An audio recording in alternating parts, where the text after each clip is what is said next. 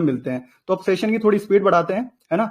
अब जाते आता है कि टफ क्वेश्चन को कैसे एड्रेस करें। कि सर आप टफ क्वेश्चन बहुत सारे डालते हो टेस्ट सीरीज में, तो रीजन मैंने बता दिया क्यों डालते हैं। आपको ट्रेन करना है किस तरह सोचा जाता है, आपको अटेम्प्ट करना है, आपको प्रैक्टिस करनी है कि आप सही सोच पा रहे हो। हम जब कॉपी चेक करेंगे तो बताएंगे कि इस तरह सोचना होता है कॉमन सेंस में। पहले और दूसरे तीसरे पेपर में हमने भर भर के कॉपियों में कमेंट लिखे हैं, है ना। और वही बात है कि चम्मच पकड़ना सिखाएंगे पर चम्मच से हम बिल्कुल नहीं खिलाने वाले हैं, है ना।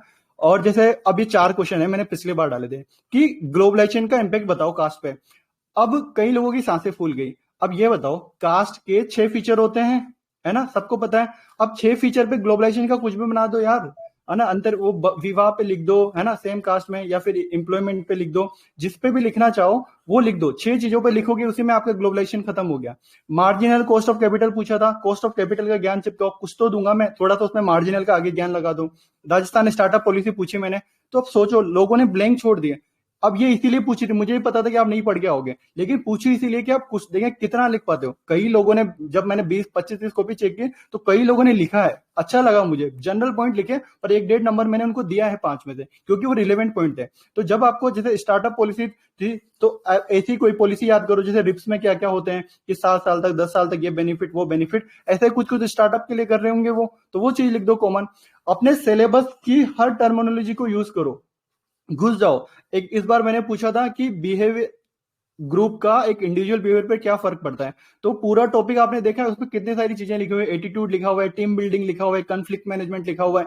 ये सारी टर्मिनोलॉजी पे एक एक लाइन लिखते ना आपका वहीं खत्म हो जाता। मैं ये नहीं कह रहा 5 में से 5 देता, मैं 1 नंबर तो देता आपको। थोड़ा भी रिलेवेंट आप लिख देते ना सिलेबस के इर्द गिर्द भी, तो सिलेबस के जैसे अगर फाइनेंस का क्वेश्चन आएगा ना, तो आपके बहुत सारी चीजें लिख रखी है फाइनेंस में। Source of finance, short term finance, है ना, कैपिटल स्ट्रक्चर क्या होता है, कॉस्ट ऑफ कैपिटल क्या होती है, अब इन सब पे वेल्थ मैक्सिमाइजेशन क्या होता है।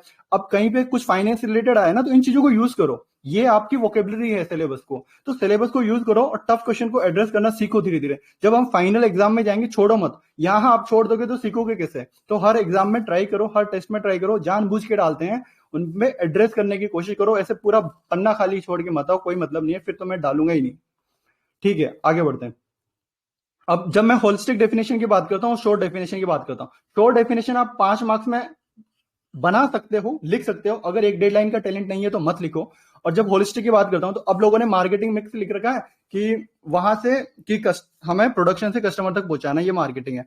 लेकिन चीज क्या है, उसका एसेंस क्या है। अब मैंने एक नई टेक्निक हमेशा बोला है कि डेफिनेशन में आप ऐसे लिख दो 1, है ना, 2, ये पूरी डेफिनेशन में लिख दो आप। यहाँ पे कोई तीसरी पॉइंट हो ना, इससे एग्जामिनर को ये पता चलता है कि डेफिनेशन के 3 पार्ट थे, उसने तीनों लिखे हैं। और अंडरलाइन कर दो कि ये कंट्रोल, ये मार्केट ऑफरिंग के लिए और ये है। यहीं पे लिख दो कि आप 4P है, जो भी आपको लिखना है ना। तो इस तरह आपने एक होलिस्टिक डेफिनेशन बना दी और वहीं पे दिखा दिया कि ये 3 पार्ट थे मेरे इस डेफिनेशन के, और ये मैंने 2 या 3 लाइन में मैक्सिमम कवर कर दी। जब आपसे स्पेशली पूछा जाए कि मार्केटिंग मिक्स क्या होता है, तो मुझे दिखाओ कि इस डेफिनेशन के 3 कंपोनेंट होते हैं मेनली, वो मैंने यहाँ पे एड्रेस किए हुए हैं। अब वही बात है, फिर कोचिंग वाले नोट्स तो फिर जनरली नंबर आएंगे आपको। तो अगर आप ये चीज करके दिखा देते हो मुझे एग्जाम में लिख के कि भाई ये चीज हाईलाइट है मार्केटिंग ऑफरिंग और ये चीज, तो मैं आपको नंबर दूंगा। ठीक है। और जब अब फिर बोलते हैं कि शॉर्ट कैसे लिखे, जैसे मान लो ये 4P है, अब इसको मेरे को शॉर्ट लिखना है ना, मैंने पूछा था कि 2 हाईलाइट कर दो और बाकी को मेरे को लिख के बता दो, तो लोगों ने बस नाम लिख दिया, प्रोडक्ट, प्राइस, ये 4 नाम, इनके शॉर्ट लिख दो ना यार। प्रोडक्ट क्या होता है, एक्चुअल गुड्स और सर्विस, प्राइस क्या होती है, कॉस्ट, प्लेस क्या होता है, डिस्ट्रीब्यूशन चैनल, प्रमोशन क्या होता है, कम्युनिकेशन स्ट्रेटेजी, बस इतना था शॉर्ट भी आप लिख दोगे ना, आप जो 4 नाम लिख के आ रहे थे ना उससे बेटर लिख के आ रहे हो। अब इसमें ये बताओ मुझे, मैंने कोई बहुत ज्यादा दिमाग लगा दिया है क्या उसको। लेकिन जब मैं आंसर चेक कर रहा हूँ 4P के अंदर आपने इतना लिखा हुआ है, तो मेरा आंसर अलग लेवल पे चमकता हुआ दिखाई देगा बाकी के कंपैरिजन में। उसके बाद में 2 चीजें जो भी थी वो 2 चीजें आपको बता दूंगा, और वो अगर आपने स्ट्रेटेजी वीडियो देखा है तो उनकी वोकेबलरी यूज कर लो, उसी में आपका बहुत होलिस्टिक आंसर हो गया। अब ये नंबर ये इस तरह लिखते तो मैं आपको 5 में से 4.5 नंबर भी देता, और ये आए हैं लोगों के। लेकिन जब चीजें आप ऐसे लिखते हो ना कि 4P को ही मार्केटिंग मिक्स बोल देते हैं या फिर जनरल लिखने लग जाते हो, तो फिर नंबर आपको वही 1.5, 2, 2.5 ही मिलेंगे। ठीक है। तो एक होलिस्टिक डेफिनेशन का ये फर्क पड़ता है, होलिस्टिक किस तरह आंसर किया जाता है और शॉर्ट किस तरह लिखा जाता है। अब ये यहां पे मैं डिस्कस नहीं करूंगा, ये अपन पूरे टॉपर्स की कॉपी आएगी तब मैं बताऊंगा कि किस तरह क्या क्या रोल होता है, 2 नंबर में क्या जरूरी है क्या नहीं है। ठीक है। तो फिर भी मैं बोल देता हूं कि 2 नंबर में इंट्रोडक्शन कोई जरूरी नहीं है, 2 मार्क्स में तो स्पेशली जैसे कास्ट सिस्टम एक अनइक्वल इनइक्वलिटी को प्रमोट करता है, 5 पॉइंट लिखो, 2 नंबर ले जाओ। पर लिखो, और ये अंडरलाइन डिस्क्रिमिनेशन, प्रिविलेजेस होते हैं, क्लोज सिस्टम होती है, आर्टिकल 14 को वायलेट करता है, ये चीज हाईलाइट कर दी। ये मेरा आंसर देगा। किस तरह मैं बोलता हूँ ना शॉर्ट हेडिंग कैसे बनाए, किस तरह पूछा है, असमानता को प्रमोट करता है, ये लिख दिया मैंने, हेडिंग बना दी, प्रमोट इनइक्वलिटी, असमानता को प्रमोट करता है। ये मैंने एक दो पॉइंट बता दिए, है ना। अगर मैं इसको ऐसे करके 4 पॉइंट पूरे बता देता, कहते हैं ना कि शॉर्ट डेफिनेशन कैसे होती है, ये देखो मेरी शॉर्ट डेफिनेशन पढ़ो एक लाइन की, caste is close system based on hierarchy, बस खत्म। इससे ज्यादा लिखने की कोई जरूरत नहीं है। शॉर्ट लिखने का भी ये तरीका होता है, और इससे एग्जामिनर को ये पता है कि ये चीज इसने मैंने पूछी थी, ये बता दी, मेरे को 1.75 दे दिया, डिसेंट है। मैं ये नहीं कह रहा, 2 बहुत रेयरली आते हैं, लेकिन 1.75 बहुत बढ़िया नंबर है। वो इसी बात की कि मैंने उसको दिखाया है कि आपने पूछा था ये, और मैंने आपको बता दिया। अगर इसी चीज में मैं 3 पॉइंट लिख देता, 3 लिखे हुए हैं पर वो थोड़ा इधर करके लिख देता, इसी को यहाँ पे रखता और यहाँ पे लिख देता, तो उसको और इजी विजिबल हो जाता कि ये 3 चीजें पूछी थी, मैंने लिख दिया। ठीक है, तो ये होता है। अब ऐसे पूरी लाइन मत भर देना कि कास्ट सिस्टम इस प्रकार इनइक्वलिटी को प्रमोट करता है, ये नहीं करना है। इस तरह बस प्रमोट इनइक्वलिटी, ये हो गए 3 पॉइंट। ठीक है, ओके। ये वही वापस 2 मार्क्स में इंट्रोडक्शन नहीं लिखना है, 5 मार्क्स में वही एक डेडलाइन का टैलेंट हो तो लिखो, वरना मत लिखो। जैसे लास्ट टाइम क्वेश्चन आया था कि डोमिनेंट कास्ट क्या होती है ना। अभी सुरेश सर की कॉपी है, डायरेक्ट लिख दिया एमएन श्रीनिवास के अनुसार ये है, ये लक्षण है। इंपॉर्टेंट वर्ड जो मैं बोलता हूँ ना हाईलाइट, ये हाईलाइट कर दिए, और गलत वर्ड हाईलाइट नहीं करनी, ये गलत है। अन्य जातियों को प्रभावित करने की क्षमता, ये इतना सही नहीं है। अब गलती से भी ये हाईलाइट कर दिया, वहीं पे काट लिया, वहीं पे 0 दे दिया, वरना मैं लास्ट में ज्यादा जाता, इनको आधा नंबर और देके जाता एग्जामिनर जो होता है ना। ये मेरा आंसर है। अब देखो मेरे आंसर में बोलता हूं ना कि जैसे डोमिनेंट कास्ट की पूछी, अब मैंने वही कर रखा है, पूरा बोल बच्चन लिख रखा हुआ है 3 लाइन में कि संस्कृताइजेशन होता है, उसी में डोमिनेंट कास्ट का भी कंसेप्ट होता है, ये होता है। अगर मैं डायरेक्ट यहां से स्टार्ट करता कि डोमिनेंट कास्ट ये होती है, बस एमएन श्रीनिवास ने बताया था, तो मेरे को बेटर नंबर मिलते। जहां 1.5 नंबर मिले, जहां 2.5 नंबर मिले हुए मेरे को, वहां शायद 3.5 नंबर मिल जाते हैं। पॉइंट मैंने भी वही लिखे हुए हैं, लेकिन शॉर्ट लिखना है। अगर आप में एक डेडलाइन का टैलेंट नहीं है तो मत लिखो, डायरेक्ट टू द पॉइंट लिखो। जब उसने पूछा है कि प्रभु जाति के एट्रीब्यूट बताओ, लक्षण बताओ, तो एमएन श्रीनिवास का कंसेप्ट है, ये एट्रीब्यूट है, खत्म। 6-7 एट्रीब्यूट बता दो आप।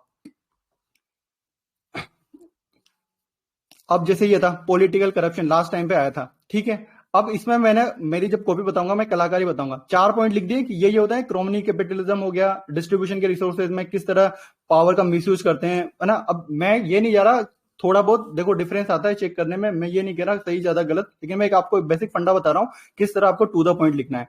अब ये देखो कुछ इनोवेशन ऐसे कर सकते हैं। अब करप्शन का है ना, तो आप लिख दो ट्रांसपेरेंसी इंटरनेशनल, जैसे होता है ना कुछ में, जैसे कहीं पे आप लिख दोगे, जैसे कहीं पे सोशल ऑडिटिंग का, परफॉर्मेंस ऑडिटिंग की बात आ गई तो लिख दो कि केग ने ये डिफाइन किया है ना। अकाउंटिंग का आ गया तो आईसीएआई के अनुसार अकाउंटिंग ये चीजें होती है, चिपका दो, कोई फर्क नहीं पड़ता, पर उससे आपकी बात की क्रेडिबिलिटी बढ़ जाती है। जब इसने ये लिख दिया कि ट्रांसपेरेंसी इंटरनेशनल के अनुसार ये चीज है, तो उसकी बात की क्रेडिबिलिटी बन गई। वो डेफिनेशन क्या पता क्या लिखा है, मैं भी नहीं पढ़ रहा, लेकिन सब सही है।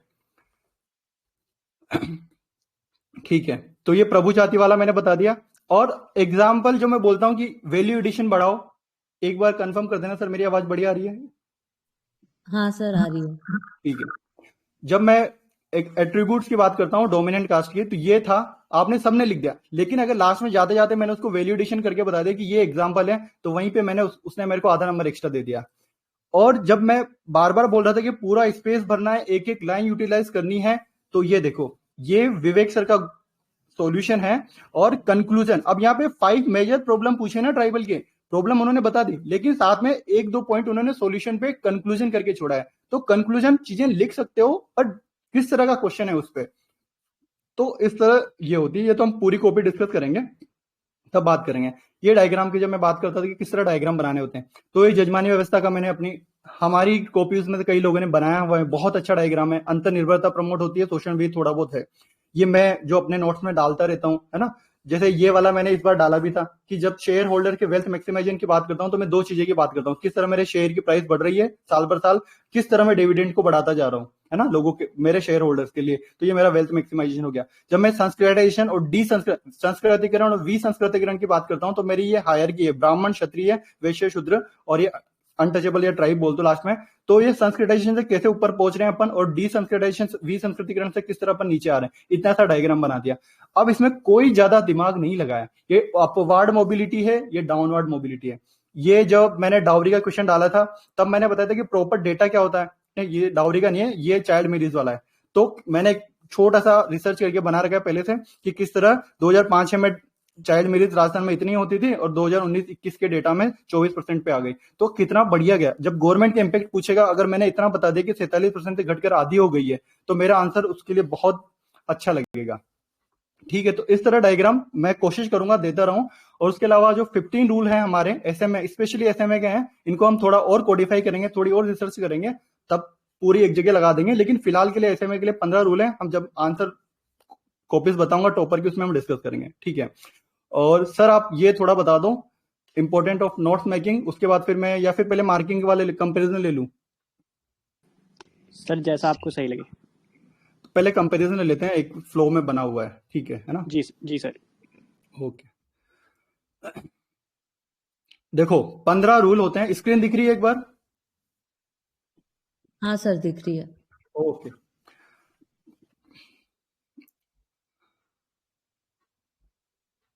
ठीक है।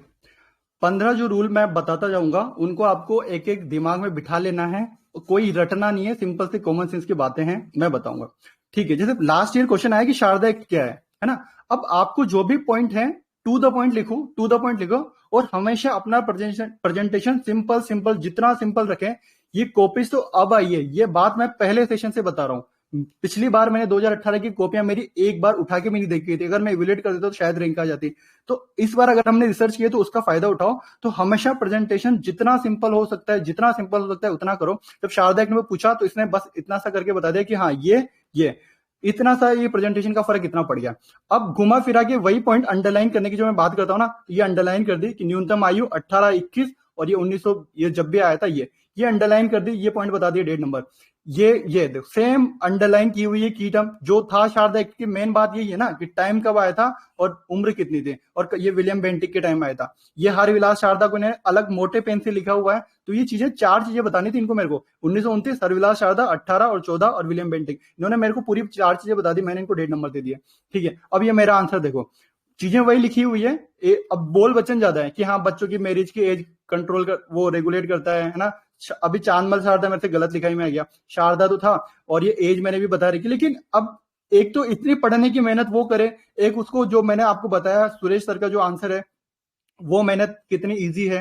तो इस तरह मेहनत का फर्क है। चीजें वही मैंने लिखी हुई 18, और फिर ये किस तरह इंक्रीज हो गई, लेकिन अंडरलाइन नहीं कर रखी, हाईलाइट नहीं कर रखा, उसको बहुत ज्यादा पढ़ना पड़ रहा है।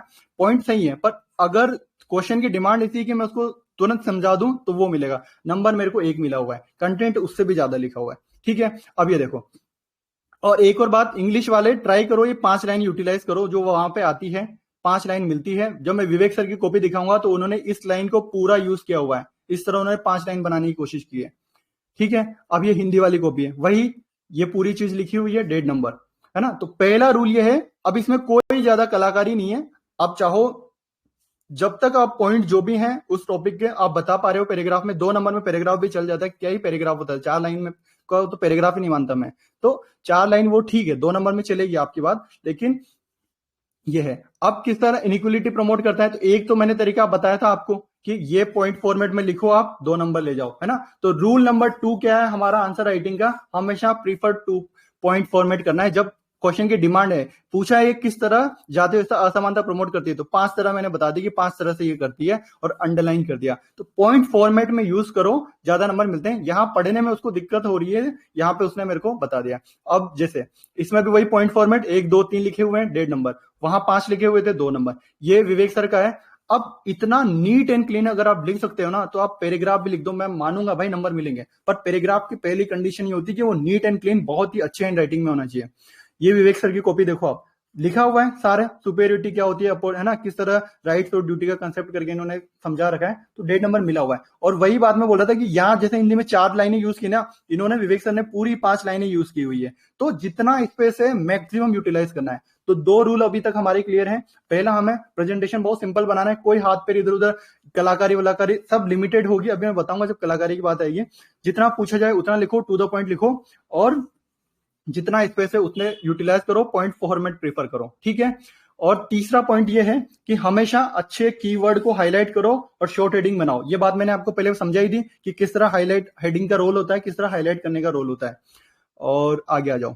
अब ये क्वेश्चन था ग्लोबल विलेज, अब कुछ क्वेश्चन ऐसे होते हैं, क्या पता एग्जामिनर का क्या माइंडसेट है, क्या ढूंढ रहा है, वो किसी को नंबर नहीं दिया है उसमें। तो ऐसे क्वेश्चन में आपको ज्यादा टेंशन नहीं लेना है कि मेरे इसमें क्यों नंबर नहीं मिला है। जैसे इस बार मैं बताऊंगा, जीरो बजटिंग में नंबर नहीं मिले, ग्लोबल विलेज में नंबर नहीं मिले, तो बहुत रेयरली मिले हुए हैं, तो टेंशन नहीं लेनी है, सबके साथ हुआ है ऐसी चीज। अब यही बात मैंने समझा रखी है, देखो अब इसमें और इसमें कुछ फर्क नहीं मिलेगा आपको, है ना। सेम चीज लिखी हुई है कि ग्लोबलाइजेशन से पूरा वर्ल्ड इंटीग्रेटेड हो जाता है, इन्वेस्टमेंट, पीपुल, आइडिया और कल्चर ये फ्लो करते हैं और एक ग्लोबल विलेज बन जाता है। यही चीज लिखी हुई है, वैश्वीकरण से सूचना संचार का आती, आपस में अंतर्निर्भरता बनती है, प्रभावित करते हैं और एक विश्व ग्लोबल विलेज बन जाता है। तो कभी कभी होंगी चीजें, पर हमें हमेशा बेस्ट आंसर लिखना सीखना है, ये टेंशन नहीं लेना है कि नंबर क्यों नहीं आया, है ना। तो हमेशा हमें बेस्ट लिख के आना है। तो ये बेस्ट उन्होंने अपना लिख दिया, वैश्वीकरण, सूचना संचार क्रांति, परस्पर निर्भरता, अंडरलाइन कर दिया, संपूर्ण विश्व, वैश्विक गांव प्रभावित। तो इस तरह अंडरलाइन करके उन्होंने सेम कंटेंट में 1.5 नंबर ले लिया। ठीक है, अब बाकियों ने भी लिखा हुआ है ना, ये कर गया। अब इसमें पर अंडरलाइन बिल्कुल भी नहीं है, बस उसका नाम किसने ये कंसेप्ट दिया था उसका है। और जैसे ये किसी की कॉपी, नाम नहीं लूंगा मैं, तो ग्लोबल विलेज पूछा था। अब ये उन्होंने कंसेप्ट लिखा दिया ग्लोकलाइजेशन का, ग्लोकलाइजेशन का कंसेप्ट दिखा दिया। अब ये ठीक है, डायमेंशन में आता है ग्लोबलाइजेशन के, लेकिन पूछा क्या उसने, तो फोर्थ रूल ये है कि रिलेवेंट ही लिखो वरना टाइम बचाओ। रिलेवेंट ही लिखना है वरना टाइम बचाना है। जैसे अभी तक हम जिन्होंने भी आंसर लिखा उन्होंने लिख रखा था विश्वकरण से रिलेटेड करके लिख रहा था, लेकिन उन्होंने कभी ग्लोबलाइजेशन की बात नहीं की थी, किस तरह जो लोकल कल्चर हो जाता है वो ग्लोबल बन जाता है, वो नहीं किया। अगर उसने, अब उसने यहीं पे काट दिया ये ग्लोबलाइजेशन, और ऊपर से गलती से अंडरलाइन भी कर दिया। अब अगर आपने गलत भी लिख रहे हो, इरिलेवेंट भी लिख रहे हो, अगर आपने अंडरलाइन कर दिया, तो भाई साहब नंबर 0 ही मिलेगा, 0 श्योर, पूरा आर्यभट्ट वाला 0 मिलेगा। तो कभी भूल के ये गलती मत करना कि रैंडम लिख रहे हो और उसको एग्जामिनर को बोले कि भाई तू ये चीज भी पढ़ मेरी, ऐसी गलती नहीं करनी है। ठीक है, रिलेवेंट लिखो वरना टाइम बचाओ, आगे बढ़ो। ठीक है, अब जैसे ये तो ग्लोबल से वो जनरल कुटुंब